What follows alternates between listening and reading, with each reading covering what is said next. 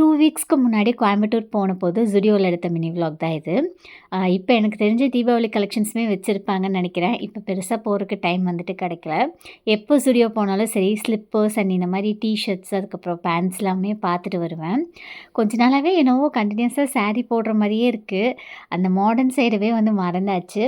சரி ஓகே, அடுத்த ட்ரிப்லாம் கொஞ்சம் கொஞ்சம் பிளான்ஸ் வந்துட்டு இருக்கு. ரியா குட்டி பர்த்டேக்கெல்லாம்.